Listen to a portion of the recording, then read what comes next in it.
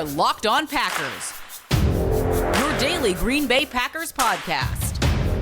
Part of the Locked On Podcast Network, your team every day.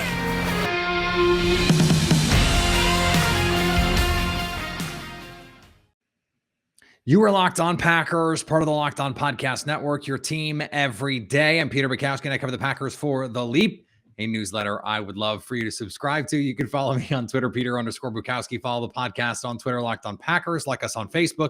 Subscribe to the podcast, iTunes, Spotify, Google Podcasts. Wherever you find podcasts, you will find Locked On Packers, the #1 Packers podcast on the internet. And the show for fans who know what happened. They want to know why and how. America's guest, Jason Hirschhorn, on the show today and tomorrow. We are not going to do a live show tomorrow. No injuries to update you on. We may still do a live just for fun, just to have people come and hang out. But the podcast in your feed will be Jason and I. Today, we are going to do awards. We are going to do Coach of the Year, MVP, Executive of the Year. Jason and I have votes, PFWA, Pro Football Writers Awards. And we're going to talk about those today. We are going to do our first team offenses and defenses tomorrow. So part of that is because we ran a little bit long doing the first part because Jason and I like to run a little bit long. And that's why we started a newsletter, because we didn't have enough to say. So we needed to give you more opportunities to hear us. And really, it was more opportunities for us to be heard and to provide you guys with that content. Before we get there, though, just quickly, I want to let you know, practice, Zadarius Smith is back, fully back. Check the boxes. He was out at practice. Billy Turner did individual work on Wednesday. He is working his way back off the COVID list. So he has a chance. This offensive line has a chance to be as intact as it could be with Elton Jenkins done for the season. Now, they did add Lucas Patrick to the COVID-19 list. This is an important thing because the bye week makes it so he's going to be in good shape to play. Now, the Wednesday COVID positive means you can't play. Certainly, if it were a Saturday game, he wouldn't be able to play. They have the bye, so that's not a problem. If this was a Tuesday test, they announce Wednesday. That's usually what they do. Then he would have had a chance to play this weekend. Either way, bye week's important, not just because of stuff like this. They don't have to play. That's the best part is some of these teams, some of these underdog teams are going to lose. Some of these underdog teams are going to beat favorites, and Green Bay can avoid that at least for 1 week. You're only assured of avoiding it for 1 week.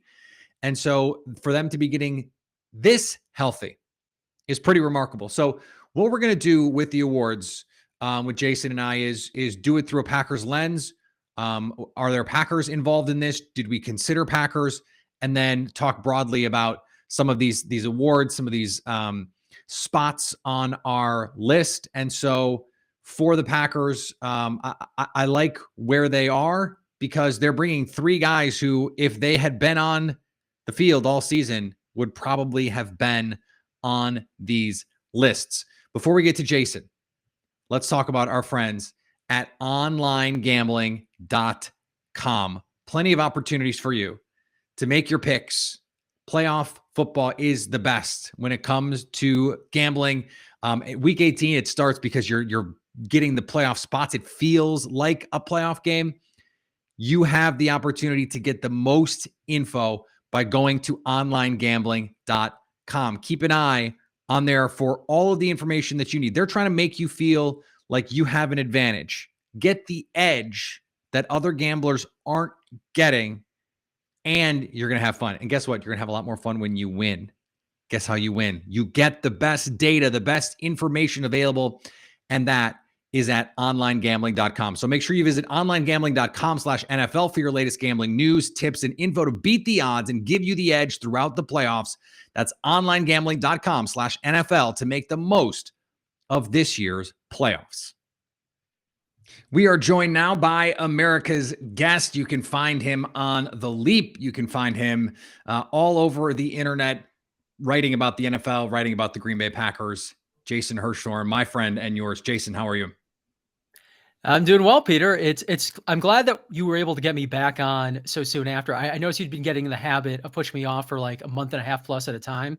So good that I can really reaffirm my title as America's guest.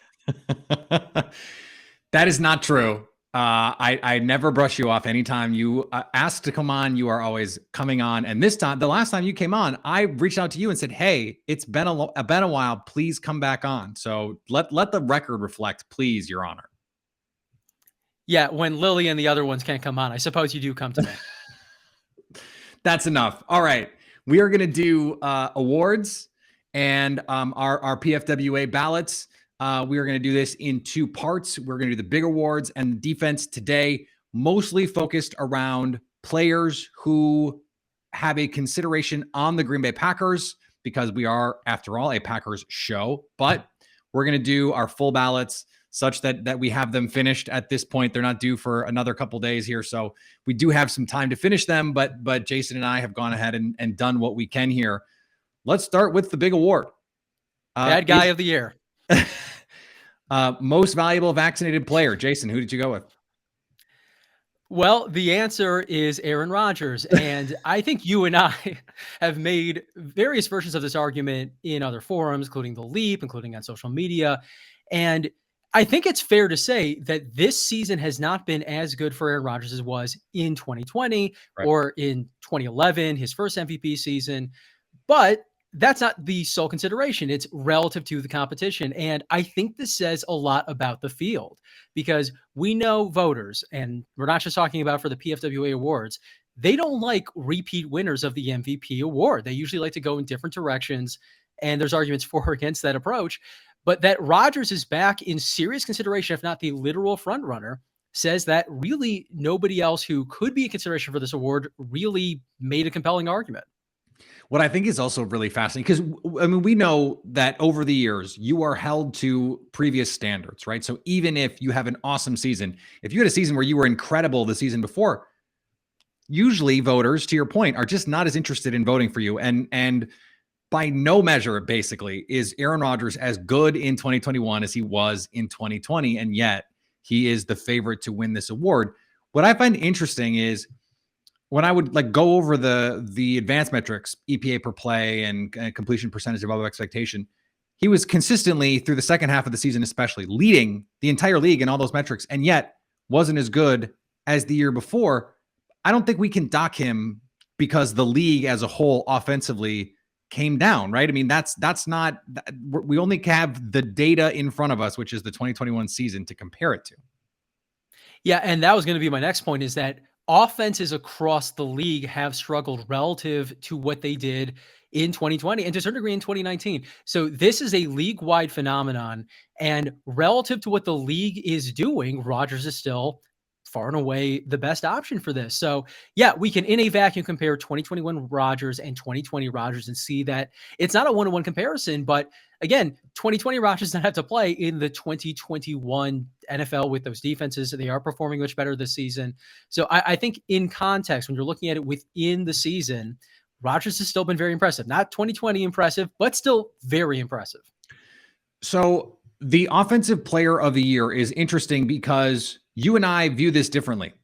You are the kind of voter who says, if I have an MVP who's an offensive player, he should be offensive player of the year. That's just how this works.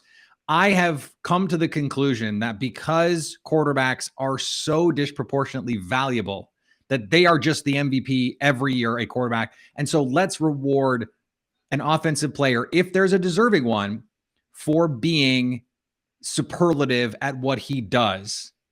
Let's just start there. What do you think of that tact? Destroy my take on that. Well, I don't think it's necessarily intellectually disingenuous to look at it that way, that being the best offensive player and being the most valuable player, usually an offensive player, are not the same thing. But we know that generally that's not how this award is handed out. Yes, quarterback value is so much greater than any other position, but it's also the hardest position to play. Even in the modern NFL, when, the rules have been changed, offenses have developed ways to make life for the quarterback easier, it's still so much harder to play quarterback than any other position. It's why teams consistently, when they need a quarterback, will do things like trade multiple first-round picks for the chance to draft someone they think might be that guy. So the best quarterback is probably going to be not just the MVP most seasons, but also the best offensive player. And putting the quarterback part aside, I still think of these awards as basically being like the MVP is the overall best player, and the other two are like that side of the ball's best player. And necessarily, if you think one is the MVP, he should be the best player on that side of the ball. But, intelligent minds can disagree on how to approach this.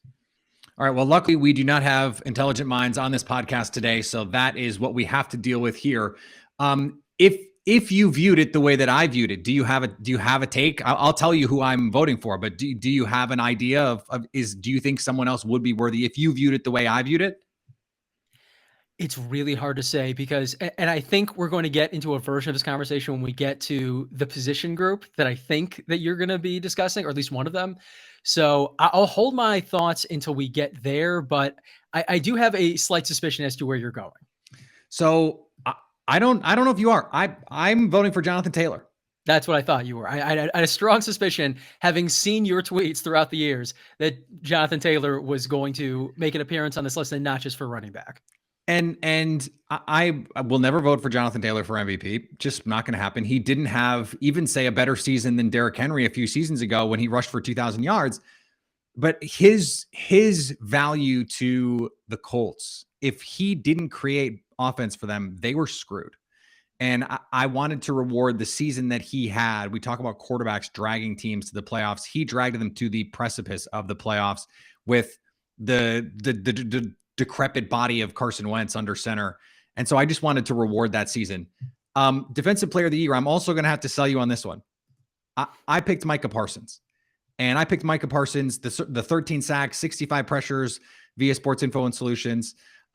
He led all defensive players in points saved, which is a metric I love. We're going to talk more about that metric a little bit later.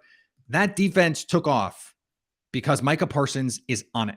And you bring in Dan Quinn. I did not think that was an inspired move. Micah Parsons fundamentally changed the Cowboys defense. And I think that is worth rewarding. TJ Watt missed a group of games. A lot of his sacks are on schemed up pressures and effort, something that Brandon Thorne has talked a lot about, friend of the show. And I think he was the most impactful defender for his team compared to anyone else in football. I think that actually is a very compelling argument. And one of the things that you mentioned in terms of a metric that covers this, but we need to highlight specifically, is he's not rushing the passer all the time, right? Yet those numbers really stand out. They move him around, not just positionally, but in terms of roles within the defense. He's in coverage a lot. And there's an argument that many will make, and there is some validity to it in certain situations. Why are you putting such an effective pass rusher into coverage? And the answer is, if you keep moving it around, the offense does not know what you plan to do with him. It's another thing that the quarterback and the offensive line have to consider pre-snap. And Micah Parsons is also really good in coverage. So I do think there is a really compelling case for Micah Parsons. And one way or another, we're going to talk about him when we get to some of the other awards. But my only hesitation is, or my biggest hesitation, I should say, is, are we just doing the old NBA thing where we're not going to vote for Michael Jordan every year because it would be boring? And the answer here is Aaron Donald, because Aaron Donald, Hamo is just the most dominant interior defensive player, the most dominant defensive line player, and probably the most dominant overall defensive player, period. I do think that there's a little more disagreement possible there, but he was awesome again this year. He was. And look, I'm never going to fault anyone who takes that side of it. I am generally the person that takes that side of it. There were, I don't know if it was 2 or 3 years ago, he had a down year. I'm using air quotes for those of you who can't see. And I still voted for him. I was just like, no, he's the best player. He's the best defensive player in the league. And so maybe I'm not adhering to my own structures there. All right. So coach of the year and executive of the year. Do you have a Packer at either one of these spots? I do. Should I say which one, or do you Please. want to? No, please. Tease it longer. So Matt LaFleur is my coach of the year. And Same. I started to feel like it was down to a 2, maybe 3-person race, probably going into the last week or two of November. And then at that time, I thought it was going to be Bill Belichick, which I didn't have a problem with, because we collectively do not recognize greatness with Bill Belichick as offense. We say that he's the best coach of his generation and maybe the best football coach ever, but then we don't reward him with the Coach of the Year award very Right. often. So it's that weird thing where the Coach of the Year is the like guy who performs better than expectation to a greater degree than anybody else. But the Patriots were not expected to be a dynamo this year. It was a question as to whether or not they'd even make the playoffs. And while they didn't win their division, they did indeed, at one point late in the season, they were leading it. They did make the playoffs as a wild card. So there was a compelling argument there. But Matt LaFleur dealt with a ton of issues, not just the offensive line falling apart at various times, not just all the defensive issues that that even though he's an offensive-minded head coach, he still has to deal with. The various things involving Aaron Rodgers, his availability, his toe, all of these things. And we saw some of the best game plans that Matt LaFleur and the coaching staff had ever produced, which is a high bar to clear. We wrote extensively about what he did to game plan against the San Francisco 49ers early in the season when it was going to have to be Josh Nijman in, I believe, his first start, certainly his first start this season, and against an incredible defensive front. And it just wasn't a problem. Like, and Josh Nijman's turned out to be a pretty decent player, but again, first start, he's coming in for Elton Jenkins, and they build a game plan so different than what they normally do, yet so effective. And we saw other versions of this over the course of the season. So LaFleur has shown, and again, we wrote about this a lot at The Leap, that he's not just a really good coach for this version of the Packers, that he is capable of adapting to almost any issue. There's going to be a threshold for any coach. You can't coach around or scheme around every deficiency, but there really hasn't been that many deficiencies that he hasn't proven capable of overcoming. So this year, given where the Packers are, I had a hard time voting against him in the end. I think the thing that sold it for me was you mentioned that 49er game, and they went spread.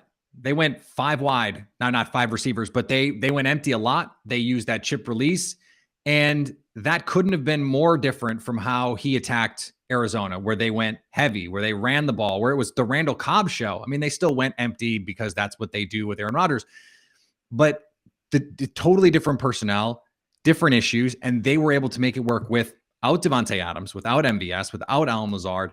That was the moment where I was like, oh, he could actually win this award.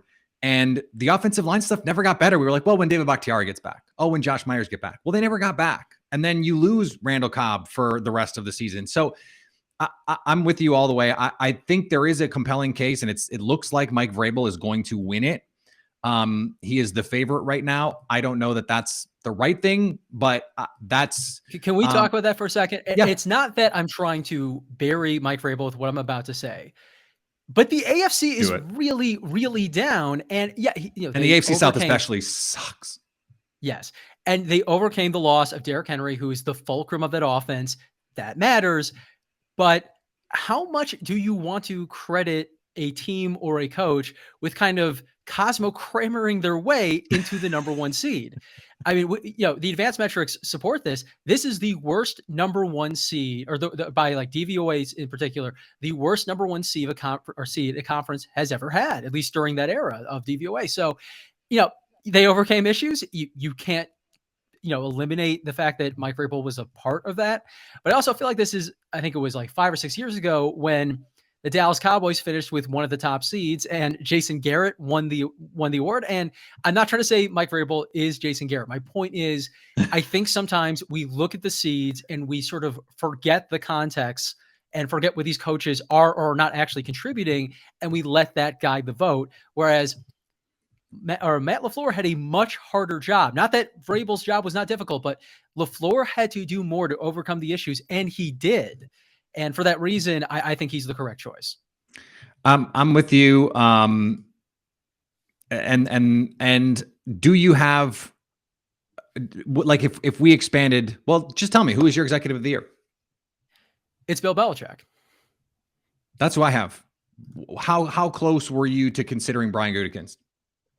Well, the biggest issue with Gutekunst's case is that so many of the things that you can hold up in support of him didn't technically happen during this season or the offseason too.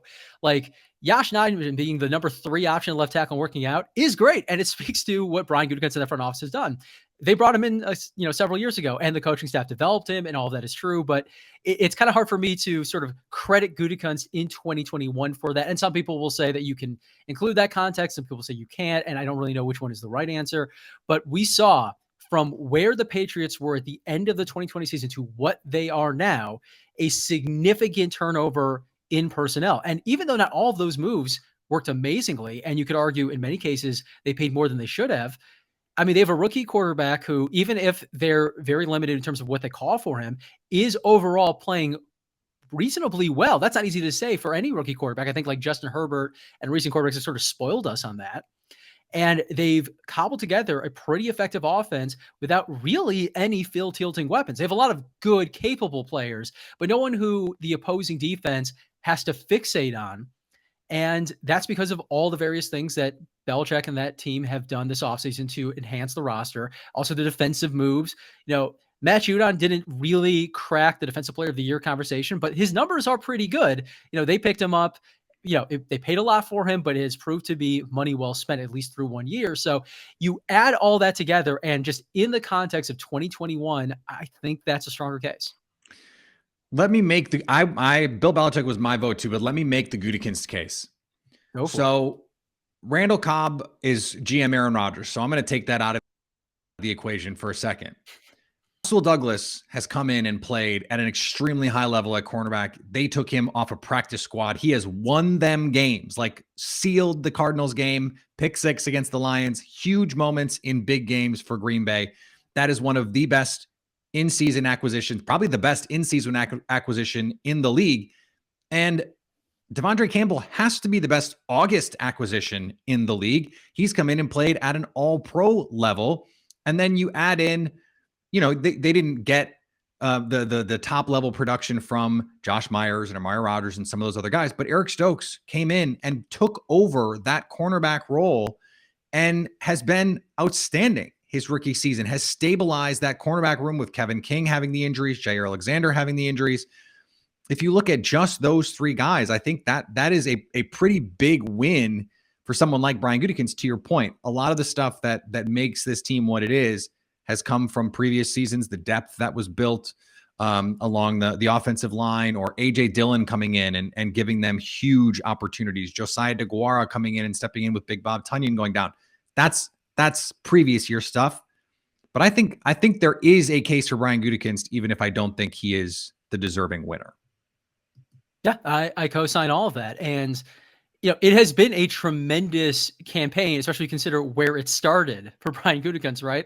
Like, there was a point in time when it seemed that it was either going to be Rodgers or Gutekunst. And you and I talked both, online and privately, that if it comes down to an executive or a future Hall of Fame quarterback, it's not really a choice, even if the Packers are going to turn it into one. No. And to go from that conversation to the conversation of executive of the year is tremendous. So in a slightly different year where Belichick didn't do what he did, I think Gutekunst would have easily won it, and maybe he still will. But there is a little competition, but it is strong competition at the top.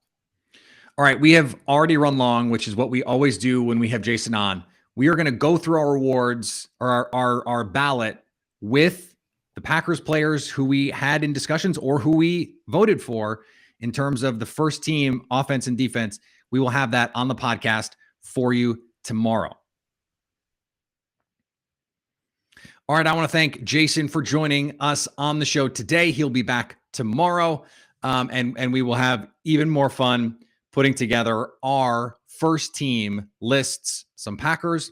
I think there's going to be some surprises, so it's going to be a really fun show. Make sure you check in for that. Today's episode is brought to you by our friends at Get Upside. Some of my listeners are making 25 cents for every gallon of gas every time they fill up. Just download the free Get Upside app in the App Store and use the promo code TOUCHDOWN to get a bonus 25 cents per gallon on your first fill up. That's up to 50 cents cash back. Don't pay full price at the pump anymore. Get cash using Get Upside. Some people who drive a lot, they're making as much as $200 or $300 a month in cash back, and there's no catch. The cash back gets added right to your account. You can cash out anytime to your bank account, PayPal, or e-gift card for Amazon and other brands. Just download the free Get Upside app and use the promo code TOUCHDOWN to get 50 cents per gallon cash back. Why wouldn't you want free money? 50 cents per gallon cash back on your first tank. That's code touchdown. And today's episode is also brought to you by our good friends at BetOnline, the number one place for all of your sports betting, football especially.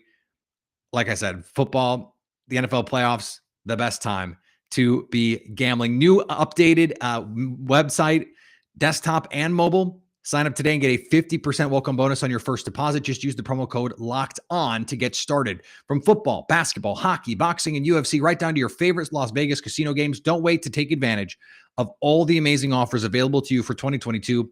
BetOnline is the fastest and easiest way to wager on all your favorite sports. BetOnline, where the game starts. All right, like I said, we're going to be back tomorrow with Jason Hirschhorn. More of our awards. I think it's a good primer for the playoffs because you get to see, okay, where are the elite players? Who has that elite talent? Who's in the playoffs that has it and who doesn't? So, and it's a good way to prep to see, oh, this team, the 49ers, there's a couple guys on this list who they're going to be scary. So that's just something to keep in mind here as we move forward. Follow me on Twitter, Peter_Bukowski. Follow the podcast on Twitter, Locked On Packers. Like us on Facebook. Subscribe to the podcast, iTunes, Spotify, Google Podcasts. Wherever you find podcasts, you will find Locked On Packers. And anytime you want to hit us up on the Locked On Packers fan hotline, you can do that, 920-341-3775 to stay Locked On Packers.